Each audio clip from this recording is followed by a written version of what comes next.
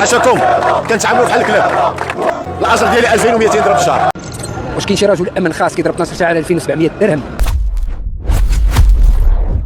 انا اليوم ماشي مقدم البرنامج، انا حارس الامان، خدام 12 ساعه في النهار واجر ديالي 2200. مرحبا بك في حلقه جديده من بيك فوت شو.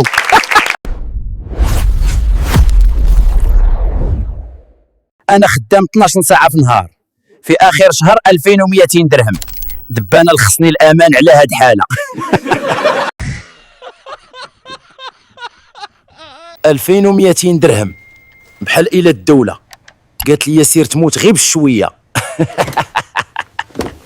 واش راضي على خدمتك؟ سكوت انا غير الحارس امن، كلب بشري. نشوف دبا تصريحات ديال رجال امن خاص في احتجاجات الاخرى في دار بيضاء تحت شعار الخالد الله الوطن الملك. حنا بغينا غير الصحه والتعليم والعداله الاجتماعيه وتحسين الاوضاع الماليه ديال الناس ديال الامن الخاص، لان واحد 70 او 80% ديال العمال ديال الامن الخاص في المغرب كيتقاضاو الاجر ديال 2200 درهم في الشهر بلا لاسينيسيس بلا تعويضات بلا حتى شي حاجه، وتيخدموا 12 ساعه في النهار. واش هذه عدل؟ واش هذا عدل؟ واش هذا قانون؟ بلا لاسينيسيس بلا تعويضات بلا حتى شي حاجه، وتيخدموا 12 ساعه في النهار. واش هذه عدل؟ واش هذا عدل؟ واش هذا قانون؟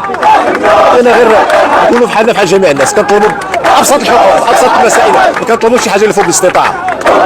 السيكيوريتي في المغرب بحال السيكيوريتي. نعم، شحال ديال السيكيوريتي في المغرب كيف داير؟ بكل صراحه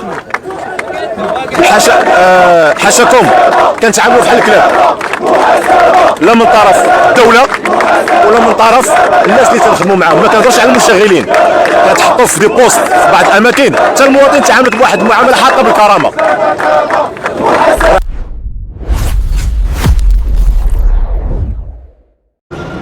واش كاين شي رجل امن خاص كيضرب 12 ساعه على 2700 درهم؟ هذا راه لا يعقل. 12 ساعه 2700 درهم اش غدير اللي كاري منا؟ 12 ساعه كاري منا. مازال نقولوا حنا الحمد لله ما كاريش اللي كاري منا. كنشوفوا الناس اللي تحت منا اللي عنده وليدات كاري ب 1000 نديروا يكري ب 1500. هي ويود 1200 اش غيدير بها؟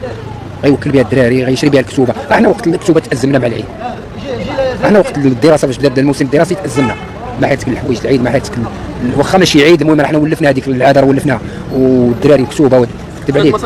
المسكين اللي الشيء المسكين ديال الله في هذه الارض. سمعتوا اخوتي؟